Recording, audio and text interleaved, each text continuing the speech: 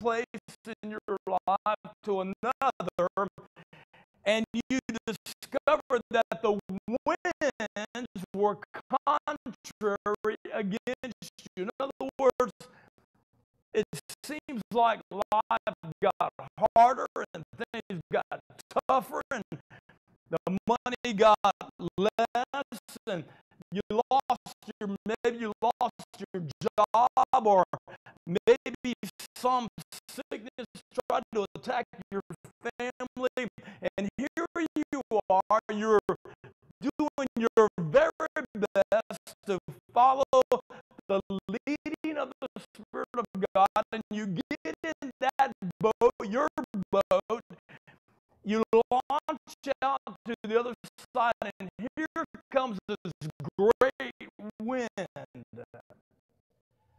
Now, I'm sure that you can relate to that, and I know there are people watching right now that you feel like, why am I going through so much problems? You know, I'll never forget, a long time ago, this Jamaican brother came in, and he wanted to just counsel with me, and he had a church that he had started in the island of Jamaica, and he was telling me that many people were getting born again, and there was lots of moves of the Spirit of God. People were being blessed, and there was just a real demonstrating of the power of God, and lots of people were getting born again, and the church was growing, but he found himself in a lot of spiritual battles. And he told me he went and he was talking to some of the other ministers on the island, and they asked him to check his life. In other words, they were saying it's possible that the reason you're having so much difficulty is there's something wrong with you. And I told him, I said, well, you know, brother, that's good advice. Whenever there's something going on that's contrary, the first thing you should do is check yourself, check your motives, check your life, make sure that you've got all those doors to sin closed, and that you have repented of all of your sin, etc., etc. So you go down the checklist, and that's a good thing to do. But then I told him this possibility. It could be, after you've done all of those things, that you have repented, you have closed all the doors, and you know that there's nothing you've done in your life to violate the Word of God.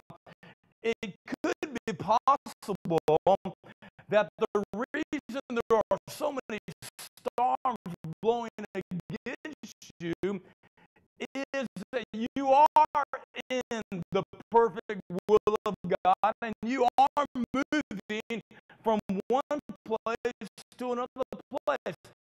Sometimes, ladies and gentlemen, when you get a victory, or I should say on your way to victory, the winds that are contrary against you are an indication that you're right at your breakthrough.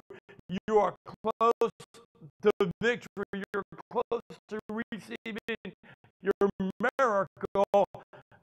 God said, Jesus said, I'll never leave you or forsake you, even to the end of the age. So here these men are, they're in a boat, they're going to the other side, they're in complete obedience to what the Lord had asked them to do. As a matter of fact, he constrained them. He didn't even give them a democratic vote. He impressed upon them it is necessary for you to get into this boat because I want you to go to the other side. So in obedience to that, the winds began to blow, and they found the winds contrary. And it says here, and in the fourth watch of the night, Jesus went unto them walking on the sea. Now think about it for a minute. Let's put you and I in the boat together. And here we are, we're in obedience to do what the Lord's called us to do. We get in the boat and we are passing to the other side.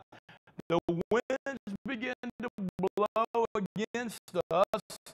We're having a very difficult time keeping the boat stable, continuing on with our journey, and all of a sudden, here comes this figure walking on the sea. And when the disciples saw him walking on the sea, they were troubled, saying, "It is a spirit," and they cried out for fear. Now think about it for a minute. Why would they cry out for fear? Why did they not recognize Jesus? And I think this is a good place for us to ask ourselves some questions. So think about it for a minute. Here they are, they've been constrained to go to the other side. They want to be obedient to what God told them. In the midst of that, unfavorable conditions attack them.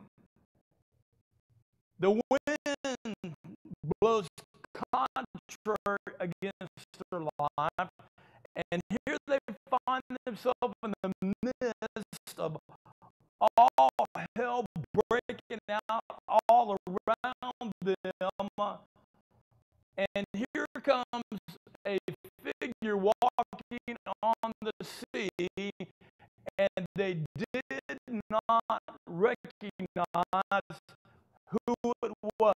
Now watch. Why? Why is it possible these disciples did not recognize the Lord? And I believe this is the answer. I believe the answer is because they did not expect him to be seen on the sea in the middle of their storm. Now this is something you and I really need to grab a hold of. Think about it for a minute. In